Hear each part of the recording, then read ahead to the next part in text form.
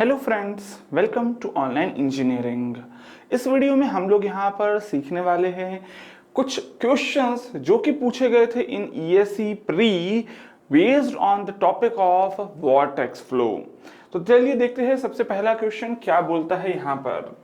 First question यहाँ पर लिखा हुआ है जो कि पूछा गया था 1997 में, और मेरे को बोलता है that a right circular cylinder open at the top is full of water. ठीक है, जो सर्कुलर सिलेंडर है वो ऊपर तक फुल था। It is rotated about the vertical axis. इसको आपने वर्टिकल एक्सिस के अबाउट रोटेट करा, बिल्कुल सही बात है। अगर वॉर्टेक्स फ्लो का क्वेश्चन है तो हम लोग देखते ही थे ऐसे questions. It is rotated about the vertical axis at such a speed that half the liquid spills out. तो मेरे को सबसे पहले ये बता दो कि अगर ये सिलेंडर है, ये सिलेंडर था, तो इसके अंदर पहले कितना पानी भरा रहता था, ऊपर तक भरा हुआ है अगर ये तो ये आप बता सकते हो सर कि अगर ये हाइट h है और रेडियस कैपिटल R है, then you can see here that volume of liquid initially will be equals to the volume of cylinder and that will be equals to pi r square into h। ठीक है, लेकिन अगर मैं अभी आपको यहाँ पर बोलता हूं that the volume of liquid spilled out कितना हो जाएगा, तो ये बोल रहा है half of the initial value, that means half pi r square into h। ये liquid spill out होना चाहिए। बट ध्यान दीजिएगा कि ये जो particular volume of liquid spilled है ये किसके बराबर होगा, that will be equals to the volume of air. और अगर मैं आपको पूछता हूं कि ये जो एयर बनी है, ये एयर कुछ और नहीं बल्कि एक पैराबोलाइड शेप में होगी, that means this will be nothing but this will be the volume of your paraboloid. और अगर वॉल्यूम ऑफ पैराबोलाइड इतना ही है, मतलब अगर volume of paraboloid formed is actually equal to this half pi r square h, then we can see here that height of paraboloid will be equals to कितना हो जाएगा, that will be nothing but that will be equals to small h। इसका मतलब क्या है कि यहाँ पर जो पैराबोलॉइड बनेगा उसकी हाइट कितनी है, एग्जैक्टली h के बराबर है। एग्जैक्टली कितने के बराबर है, h के बराबर है, और इस तरह का पैराबोलॉइड बनेगा। तो यहाँ पर ये बता दो कि बॉटम पे कितना है यहाँ पर वाटर, तो ऑफ कोर्स जस्ट बॉटम तक ये वाटर टच कर रहा है। इसका मतलब बॉटम तक अगर मैं यहाँ पर पूछूंगा दैट प्रेशर की वैल्यू कितनी होगी, तो ऑफ कोर्स प्रेशर की वैल्यू कितनी हो जाएगी, 0 हो जाएगी। एंड देखेंगे यहाँ पर फर्स्ट और सेकंड स्टेट जो ऑप्शन है वो तो आप बिल्कुल देख सकते हो गलत है, और अनचेंज्ड भी सही नहीं है। ऑप्शन यहाँ पर क्या हो जाएगा, दैट विल बी डी। चलिए खैर देखते हैं अगला क्वेश्चन क्या बोलता है। नेक्स्ट क्वेश्चन है 98 में पूछा गया था, a cylindrical vessel of radius 42.31 centimetre. Radius कितना दिया है वेसल का, चलिए मैं वेसल बनाकर दिखा देता हूं। Let this is the vessel और इसका रेडियस दिया हुआ है हम लोगों को 42.31, but that is in centimetre. ठीक है, एंड हाइट इज 1 मीटर। ये 1 मीटर की इसकी हाइट है। आगे बोल रहा है it holds water to half its depth, मतलब पानी यहां तक प्रेजेंट है। कितने ऊपर तक, हाफ ऑफ इट्स डेप्थ, मतलब 0.5 मीटर तक पानी प्रेजेंट है। आगे क्या बोल रहा है, which one of the following values approximates the speed at which the cylinder is to be rotated about the vertical axis so that the apex of paraboloid just reach the center of the bottom of the vessel। मतलब क्या है कि ये जो paraboloid बने उसका जो apex है वो कहां पहुंच जाए, आपके वेसल के बॉटम तक। मतलब ये बोल रहा है कि भाई मेरे को वो वाला एन बता दो कि जब पैराबोलॉइड बने तो उसका जो एपेक्स है वो कहां हो, यहां हो। अब देखो अगर इस तरह का मैंने यहाँ पर पैराबोलॉइड बना दिया तो ये बता दो कि यहां तक अगर जा रहा है, इसका मतलब ये डिस्टेंस तो हम लोगों को पता है 0.5 है, और ये हम जानते हैं कि जो पैराबोलॉइड बनता है वो जितना नीचे जाता है उतना ही ऊपर जाता है। दैट मीन्स कि यहां तक पहुंचेगा आपका पैराबोलॉइड, कहां तक, 1 मीटर तक, यस और नो। और ये जो 1 मीटर है that will become our z value. ठीक है, तो हमें यहाँ पर z की वैल्यू मिल गई है, और z के लिए फॉर्मूला हम लोग को पता है, that is equals to omega square r square by 2g, yes और नो। मैंने ये पॉइंट एक लिया है और एक ये पॉइंट लिया है, दोनों के बीच में डिस्टेंस मेरे को पता है वर्टिकल इज 1 मीटर, और 1 इधर पुट कर देता हूं। ओमेगा की वैल्यू पहले मेरे को निकालनी पड़ेगी क्योंकि कैपिटल N की वैल्यू पूछी है, आर की वैल्यू कितनी है, तो that is equal to 0.4231 square by 2g G की वैल्यू है 9.81। ठीक है, अच्छा यहां से अगर मैं ओमेगा की वैल्यू कैलकुलेट करूंगा तो जो ओमेगा की वैल्यू आएगी वो आप कैलकुलेट कर ले, लेकिन हमें ये पता है that omega is equal to किसके बराबर होगा, 2πn/60।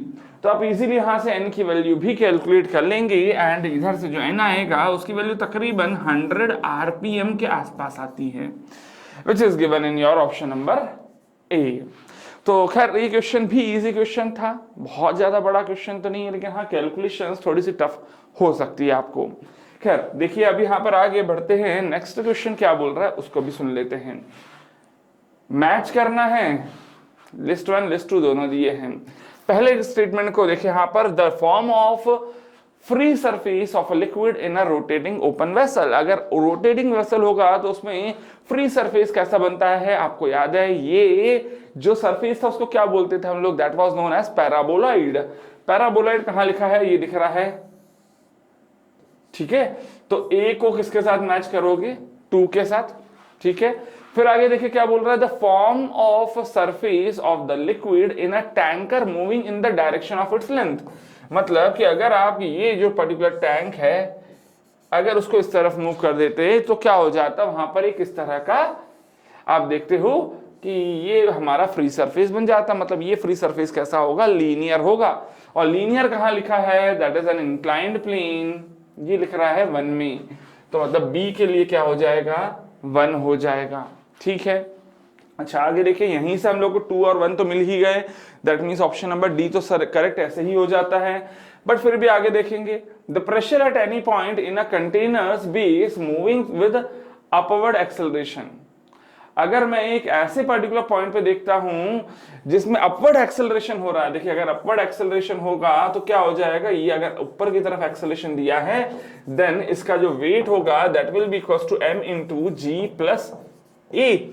दैट मीन्स क्या होगा, जो आपका हाइड्रोस्टैटिक प्रेशर है वो इंक्रीज हो जाएगा, और इंक्रीज्ड वैल्यू कहां लिखी है, वो ये दिख रहा, ठीक है ना।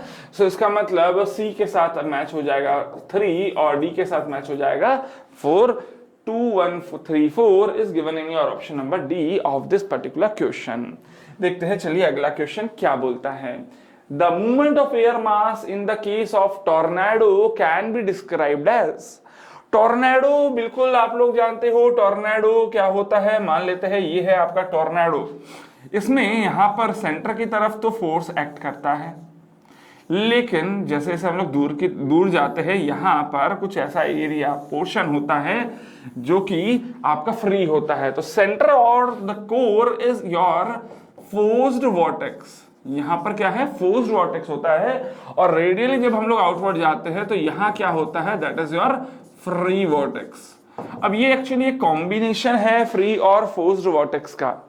Such type of vortex are known as Rankine vortex। ऐसे ही vortex को क्या बोल देते हैं हम लोग, as the Rankine vortex। और Rankine vortex तो नहीं, चलो ठीक है, लेकिन यहाँ पर of course स्टेटमेंट में क्या लिखा हुआ है, forced vortex at the core and free vortex at outside is given in your option number C। खैर आई होप समझ में जरूर आया होगा।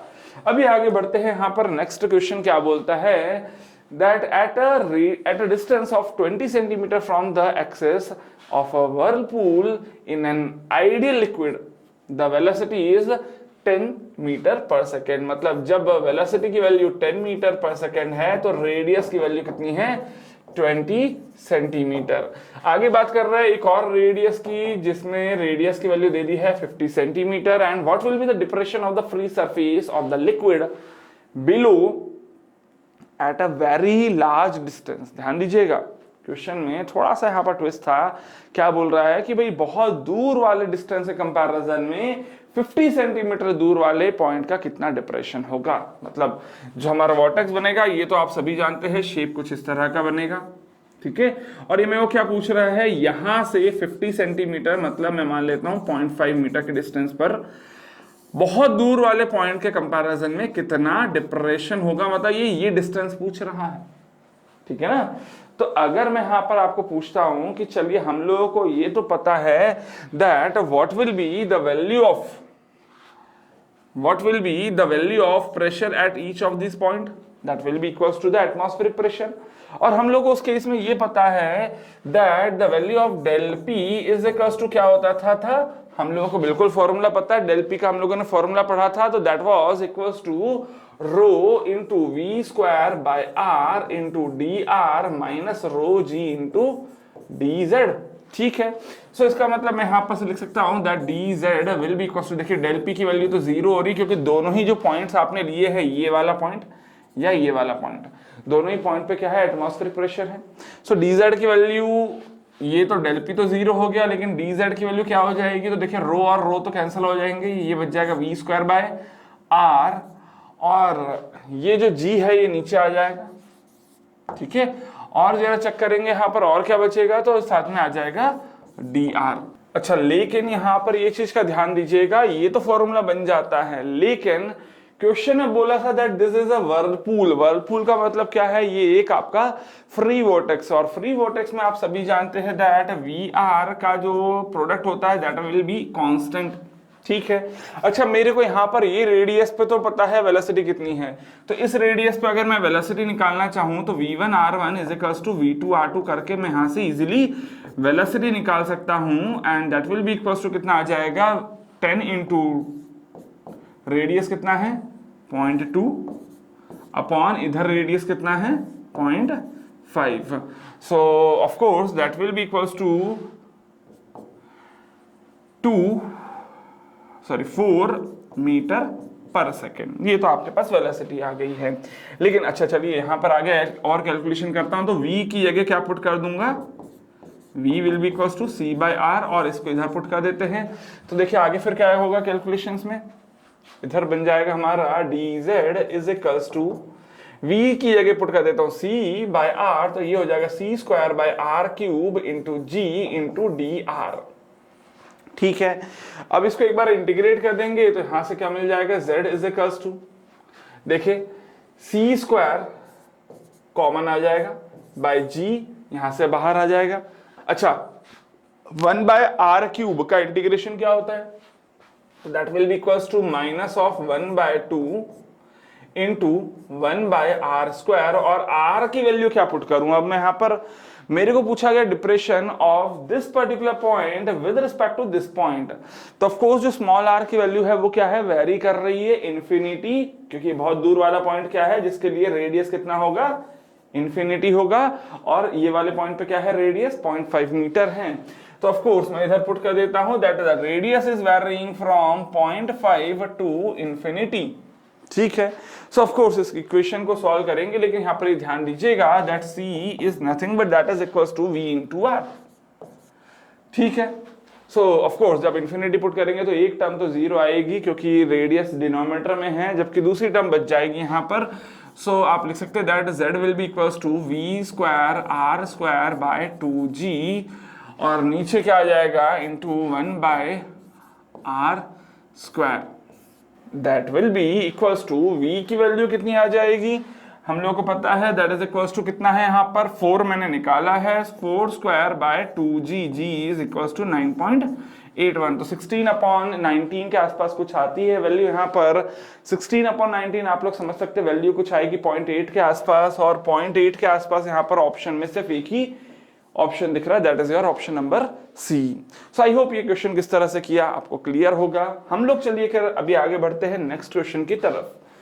अगला क्वेश्चन क्या बोलता है, देखिए क्या बोलता है, an open cylindrical tank of 75 centimetre diameter and 1.5 metre height, ठीक है। तो मैं मान लेता हूं the height of cylinder is equals to 1.5 metre, और क्या बोल रहा है कि भाई डायामीटर कितना दिया है, तो that is equals to 75 centimetre, that means 0.75 metre, और आगे बोल रहा contains water up to a height of 1.2 metre, तो मतलब पानी कहां तक प्रेजेंट है, तो 1.2 मीटर तक प्रेजेंट है, ठीक है।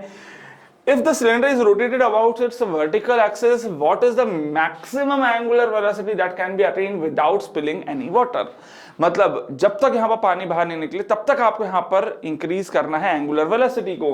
तो मैक्सिमम कहाँ तक जा सकता है पानी, यहाँ तक जा सकता है, मतलब कुछ इस तरह का पैराबोलॉइड बन जाएगा। और अगर इस तरह का पैराबोलॉइड बन रहा है तो हमें ये पता है कि पैराबोलॉइड में पानी ऊपर कितने ऊपर गया, बच गया था कितना 0.3 मीटर। तो ऑफ कोर्स अगर ये 0.3 मीटर ऊपर गया है तो पैराबोलॉइड नीचे भी कितना गया होगा, 0.3 मीटर गया होगा, यस और नो। और अगर मैं यहाँ पर पूछता हूं दैट टोटल हाइट कितनी हो गई, ये वाले पॉइंट और ये वाले पॉइंट के बीच में difference is equals to 0.3 plus 0.3 is equals to किसके बराबर आता है, omega square R square by 2g।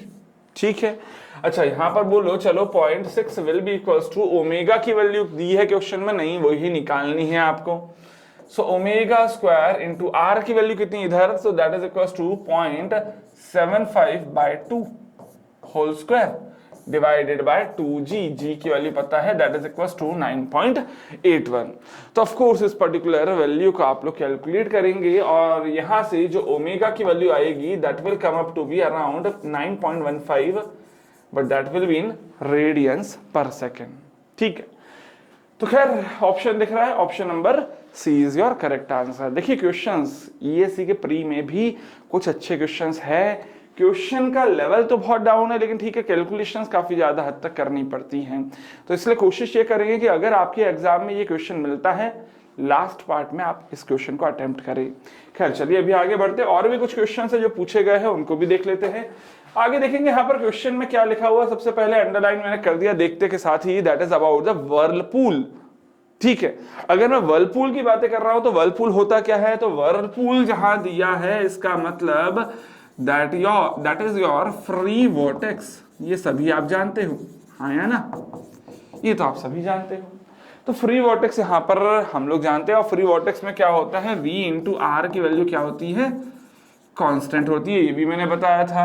अच्छा v इंटू आर की वैल्यू कांस्टेंट करते हैं और यहाँ पर पूछ क्या रहा है, मेरे को velocity at a point where diameter is 15 centimetre, और पहले क्या बोल रहा है, outer edge of 60 centimetre dia पे कितना है यहाँ पर 2.5 मीटर पर सेकेंड। तो ठीक है 2.5 मीटर पर सेकेंड की वेलोसिटी है कहाँ, जहां पर रेडियस कितना है 60/2, और पूछ क्या रहा है कि भाई मेरे को पूछ रहा है वेलोसिटी कितनी होगी जहां पर डायमीटर कितना है 15, सो रेडियस कितना हो जाएगा 15/2, और यहाँ पर मेरे को ये वेलोसिटी पूछ रहा है। तो आप इजीली यहाँ से वेलोसिटी कैलकुलेट कर सकते हैं and this velocity will come up to be 10 meter per second which is given in your option number D. खैर क्वेश्चन इजी था लेकिन ध्यान ये देना था कि फ्री वॉर्टेक्स होगा तभी जाके ये इक्वेशन लगानी है, फोर्स्ड वॉर्टेक्स में आप नहीं लगा सकते। खैर चलिए अभी आगे देखते हैं नेक्स्ट क्वेश्चन क्या है। तो अगेन ईएससी में 2016 में क्वेश्चन पूछा गया था, क्या बोल रहा है कि 0.9 मीटर का डायमीटर है, that means radius is equals to 0.9 metre. आगे क्या बोल रहा है, what is the rotational speed about its vertical axis when the contained incompressible fluid will rise 0.9 meter at the inner circumference of the vessel and a space of 0.4 meter diameter at the bottom will have no fluid thereon। खैर question की जो language है वो बहुत ज्यादा tough थी, हम लोग क्वेश्चन भी तो कर रहे हैं ईएससी के, बिल्कुल आप लोगों को हो सकता है कि बहुत ज्यादा हाई लगे, लेकिन चलिए देखते हैं फिर भी क्या बोला है क्वेश्चन में, समझने की कोशिश करते हैं। क्वेश्चन में बोल रहा है कि भैया ये एक सिलेंडर है जिसके लिए आपको डायमीटर दिया हुआ है, और मेरे को क्या बोल रहा है यहाँ पर कि भाई जो भी पर्टिकुलर हाइट थी इससे 0.5 मीटर और ऊपर तक चला गया हमारा लिक्विड। ठीक है, मैं मान लेता हूँ 0.5 मीटर और ऊपर तक चला गया है लिक्विड, मतलब ये डिस्टेंस कितना है, this is equals to 0.5 metre. अच्छा एक और चीज साथ में बोल रहा है, क्या बोल रहा है कि जो बॉटम है, बॉटम पे क्या हो जाता है, बॉटम पे यहाँ ये जो बॉटम है इतने नीचे तक नहीं है, बल्कि बॉटम पे क्या हो रहा है, एक स्पेस ओपन हो जाता है, क्रिएट हो जाता है जिसमें पानी है नहीं, लेकिन इस पर्टिकुलर स्पेस के लिए जो डायमीटर है वो कितना दे दिया है, that is equals to 0.4 metre, ये दे दिया है यहाँ पर। तो अभी मेरे को एक बात बताओ कि हमारे पास इस पर्टिकुलर पैराबोलाइड में 2 पॉइंट है, कौन कौन से 2 पॉइंट है, एक पॉइंट ये है और इस पॉइंट पे क्या है, radius is equals to 0.2 metre है। अच्छा दूसरा पॉइंट ये है, इस पॉइंट पे कितना है रेडियस, तो that will be equals to 0.45 metre, क्योंकि डायमीटर दे दिया 0.9, सो अगर मैं एक ये वाला पॉइंट और एक ये वाला पॉइंट पकड़ के पूछता हूं that what will be the value of z minus z2, that will be equals to nothing but that will be equals to omega into r1 square by 2g minus omega into r2 square by 2g। या बिल्कुल आप लोग जानते हो radius दूसरे point पे zero नहीं है, बस ओमेगा की वैल्यू दोनों ही पॉइंट के लिए सेम रहेगी क्योंकि सिलेंडर सेम है और उसके लिए ओमेगा हर पॉइंट पे हर डेप्थ पे सेम रहेगा।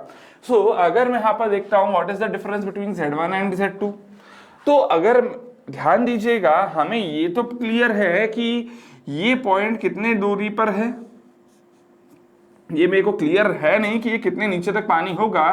तो एक काम ये करता हूं कि मैं यहां पर ये लिख देता हूं स्मॉल h, ठीक है। तो अभी क्या मेरे को ये बता सकते हो कि ये तो काम नहीं करते हम लोग क्योंकि यहां पर मेरे को क्या पता है z1 माइनस z2 नहीं पता। z1 माइनस z2 मतलब क्या है 0.5 प्लस h हो जाएगा। चलिए एक काम करता हूं z1 माइनस z2 मतलब मैं एक ये पॉइंट ले रहा था और एक ये वाला पॉइंट ले रहा था, तो ये मेरे को पता चल गया z1 minus z2 is 0.5 plus h is equals to किसके बराबर आ जाएगा बोलो। ओमेगा की वैल्यू तो पता नहीं है हमें, यहाँ पर ओमेगा स्क्वायर r स्क्वायर करना था।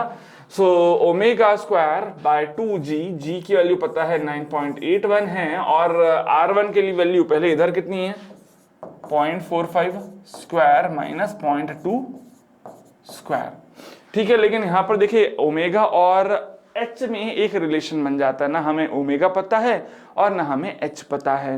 तो अब क्या करेंगे ऐसे केस में, ये इसको मैं मान लेता हूं एज अवर फर्स्ट इक्वेशन। ध्यान दीजिएगा ये क्वेश्चन अगर आपको सच में एग्जाम में मिलता आपको छोड़ देना है, सिंपली करना आना चाहिए क्योंकि मेंस क्वेश्चन मेंस के एग्जाम में आएगा तब तो करना पड़ेगा। लेकिन हाँ अगर आपके ऑब्जेक्टिव एग्जाम में आता है, टाइम बहुत कम होता है आपके पास, बेहतर है कि छोड़ दे, बट फिर भी करना किस तरह से वो बता देता हूं। ध्यान दिया यहां तक का, आई होप समझ में आया होगा। अभी देखिए आगे बढ़ते हैं, तो आगे बढ़े। इसको मैंने फर्स्ट इक्वेशन लिख दी है। यहाँ पर अननोन्स कौन कौन से हैं, तो एक h है और एक है ओमेगा, ठीक है। अब एक काम करता हूं मैं, यहाँ पर मुझे एक और कंडीशन पता है क्या, दैट वॉल्यूम ऑफ लिक्विड जितना पहले होगा उतना ही बाद में होना चाहिए, है ना। तो वॉल्यूम ऑफ लिक्विड इनिशियली कितना था ये बताओ चलो फटाफट, स्प्लिटिंग तो हुई नहीं है यहाँ पर। इनिशियली मेरे को पता है h हाइट तक मैंने लिक्विड को माना था, ठीक है ना, क्योंकि इसके नीचे तो यहाँ पर हमारा सिलेंडर खत्म हो जाता है। So that can be written as pi into 0.45 square into h। अच्छा अगर मैं पूछता हूं बेटा अभी कितना है यहाँ पर liquid, volume of liquid present now, तो आप ये बोल सकते हो कि सर एक काम करो यहां तक का आप सिलेंडर कंसीडर कर लो और उसमें से आप माइनस कर दो ये वाला पोर्शन, ठीक है। तो पहले यहां तक का मैं सिलेंडर के लिए हाइट पूछूंगा, तो ये हाइट कितनी हो जाएगी बोलो पहले, तो that will be equals to 0.5 plus h, ठीक है। तो ये पूरे सिलेंडर का मैंने यहां पर लिख दिया है पाई 0.45 स्क्वायर इंटू h प्लस 0.5। लेकिन ये तो बेटा मैंने पूरे सिलेंडर का यहाँ पर वॉल्यूम लिख दिया। कौन से सिलेंडर का ध्यान दीजिएगा, मैंने लिख दिया है ये पूरे का, ठीक है, वापस से शेड करके बता दिया है। लेकिन क्या पूरे में लिक्विड है, नहीं, अब पूरे में लिक्विड नहीं है, तो मुझे क्या सब्ट्रैक्ट करना पड़ेगा, मुझे सब्ट्रैक्ट करना पड़ेगा ये वाला पोर्शन, ये वाला कौन सा, तो ये वाला पोर्शन मेरे को सब्ट्रैक्ट करना चाहिए, है ना, क्योंकि इसमें यहां पर लिक्विड था नहीं। लेकिन इतने पूरे का वॉल्यूम मेरे को नहीं पता, मुझे क्या पता हो सकता है पूरे पैराबोलाइड का वॉल्यूम। तो मैं क्या करूंगा, पूरे बड़े पैराबोलाइड के वॉल्यूम में से ये छोटा वाला पैराबोलाइड माइनस कर दूंगा, तो ये वाला पोर्शन मेरे को ऊपर का मिल जाएगा। तो देखिए क्या करेंगे, यहाँ पर मैं माइनस कर देता हूं ये अभी जो मैंने ऑरेंज कलर से शेड करा उसके बड़े वाले पैराबोलाइड को, बड़ा वाला पैराबोलाइड। अब बताओ यहाँ पर ये डिस्टेंस को मैं क्या मान लूं, ये डिस्टेंस आपको पता है क्या, let that be small y। तो अभी अगर देखें यहाँ पर माइनस ऑफ बड़ा पैराबोलाइड है, तो बड़े पैराबोलाइड के लिए ये आपको पता है volume is equals to half pi R square h। r की वैल्यू कितनी है 0.45 इंटू, अब टोटल हाइट कितनी है, तो that is equals to h plus 0.5 plus small y, yes और नो, ठीक है। अच्छा माइनस ये छोटा वाला करना पड़ेगा, तो माइनस प्लस, माइनस नहीं एक्चुअली प्लस हो रहा है, सो प्लस ऑफ हाफ पाई, ये छोटे वाले पैराबोलॉइड के लिए रेडियस बोलो कितना है, तो 0.2 स्क्वायर इंटू हाइट बोलो इसके लिए, तो दैट इज ऑफ y। ठीक है, तो ये हमने यहां पर देखा कि एक और इक्वेशन बन जाती है, लेकिन जितना लिक्विड पहले प्रेजेंट था उतना ही बाद में होना चाहिए, हाँ या ना। तो इन दोनों को इक्वेट कर दोगे आप लोग, जब इक्वेट कर दोगे तो आपको क्या मिल जाएगा, एक इक्वेशन मिल जाएगी h और y के बीच में, लेकिन हमें ये जो पर्टिकुलर y है इसकी वैल्यू भी पहले निकालनी पड़ेगी टू कैलकुलेट द h। तो इसके लिए एक और काम आप यहां पर ये कर सकते हो कि देखिए ये है हाइट ऑफ द पैराबोलाइड, लेकिन इस पैराबोलाइड के लिए जो रेडियस था 0.2 था, सो सेंटर से और ये पर्टिकुलर पॉइंट तक what is the difference between z, that is nothing but that is y। और what is the omega, omega उतना ही रहेगा, ओमेगा स्क्वायर, r की वैल्यू कितनी है 0.2 स्क्वायर बाय 2g। तो देखिए ओमेगा, y और h तीन अननोन्स है, तीन अननोन्स है, और इन दोनों का अगर मैं इक्वेट कर देता हूं तो इन दोनों को इक्वेट करने पर एक और इक्वेशन बन जाती है, तो this is your second equation and this is your third equation. देखिए क्वेश्चन बिल्कुल भी आपके ऑब्जेक्टिव के लायक नहीं था, मैंने टोटल 3 इक्वेशंस बताई है, और खैर ऐसे क्वेश्चन हम लोगों ने प्रैक्टिस में भी करे थे, इसीलिए मैं पूरा सॉल्व करके नहीं दे रहा हूं। देखो पहले मैं बता देता हूं, याद दिला देता हूं, हमारे पास टोटल 3 इक्वेशंस हो चुकी हैं।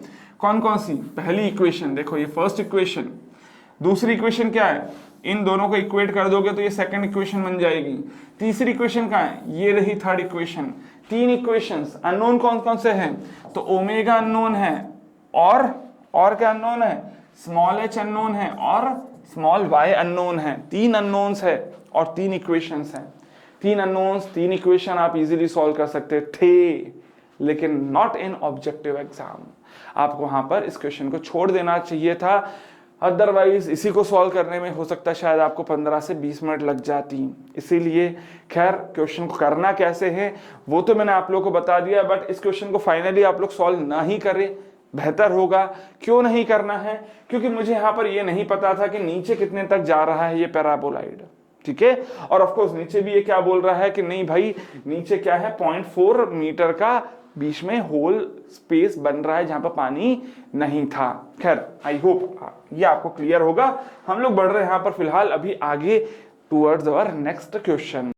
देखिए यहाँ पर क्वेश्चन में क्या बोल रहा है, बोल रहा है कि भाई एक आरपीएम से हमने रोटेट करा है और वो आरपीएम बता दो जिसमें डायमीटर दे दिया हम लोग को, और बोल रहा है कि जो फ्लूइड है वो 0.6 मीटर ऊपर तक जा रहा है, ठीक है। If the fluid contain in it rises to 0.6 metre height at the sides and leaves a circular space, तो ये अगर मैं मान लेता हूं हमारा सिलेंडर है और इसको रोटेट किया गया, तो अब क्या बोल रहा है कि 0.6 मीटर ऊपर तक जाता है और नीचे क्या स्पेस छोड़ दिया इसने, ठीक है। नीचे जो स्पेस छोड़ा है तो इसका डायमीटर कितना है, तो that is equals to 0.3 metre, ठीक है। और ऊपर कितने तक ऊपर तक गया है ये आपको दिया हुआ है, that is equals to 0.6 metre, ठीक है। तो ये तो क्लियर हो गया यहां तक का पार्ट। अब बात ये आ जाती है कि सर ये 0.6 मीटर ऊपर तक गया है, if the fluid contain it rises to 0.6 meter height at the sides and leaves a circular space 0.3 meter rpm on the bottom uncovered। Okay fine, ये जो पर्टिकुलर हाइट दी हुई है ये हाइट हम लोग को यहां से दी गई है, सो ये डिस्टेंस दी है हम लोगों को 0.6 मीटर। थोड़ा सा चेंज है इस पर्टिकुलर क्वेश्चन में, पिछले क्वेश्चन में क्या था कि हम लोगों को यहां से ये हाइट पता थी 0.5, लेकिन यहाँ ये पूरी है 0.6। तो अब देखिए टोटल हमारे पास 2 पॉइंट है, एक ये वाला पॉइंट है और एक ये वाला पॉइंट है। दोनों के लिए रेडियस पता है क्योंकि इसके लिए रेडियस कितना है तो वो भी पता है, 0.8 मीटर दिया था तो that is equal to 0.4 metre इसके लिए रेडियस हो जाएगा, और इसके लिए रेडियस कितना हो जाएगा तो that will be equal to only 0.15, ठीक है। तो ये तो काम हो गया आपका क्योंकि हमको टोटल डिस्टेंस पता था। अब ये बताओ ये दोनों पॉइंट्स के बीच में अगर मैं Z1 माइनस Z2 करूंगा तो फॉर्मूला क्या होता है, omega square R1 square by 2G minus omega R2 square by 2G। अच्छा Z1 माइनस Z2 कितना है तो that is equal to 0.6। Omega की वैल्यू बोलो, चलो वही निकालनी है सर, तो ओमेगा स्क्वायर बाय 2G तो मैं कॉमन ले लेता हूं, ठीक है, into R1 square minus R2 square. R1 पहले कितना दिख रहा है 0.4, इधर कितना दिख रहा है 0.15 स्क्वायर। सो इसको इजीली आप लोग सॉल्व कर लेंगे। सॉल्व करके जो हमारे पास ओमेगा की वैल्यू आ जाती है वो मैं आप लोगों को बता देता हूं, that omega will come up to be around 9.25 radians per second. Omega की वैल्यू आ गई है तो आप इजीली एन की वैल्यू निकाल सकते हो। ओमेगा इज इक्वल टू क्या होता है 2πn/60। सो यहां से आप n की वैल्यू निकाल लेंगे। n की वैल्यू कितनी आ जाती है वो भी बता देता हूं, that this will come up to be around 88.3 RPM आता है। लेकिन ऑप्शन में दिखेगा आपको that option number B will be the closest option, इस पर टिक कर देंगे। खैर ये तो थे हमारे वो सारे क्वेश्चंस जो कि हमें ईएससी के प्री में पूछे गए हैं, specially on the basis of your vortex flow. और भी कुछ क्वेश्चंस है और भी कुछ टॉपिक्स है, उनको भी पढ़ना बाकी था। तो चलिए उनकी तरफ मूव करते हैं इन अवर नेक्स्ट वीडियो। तब तक लगातार पढ़ते रहे, बढ़ते रहे। Happy engineering.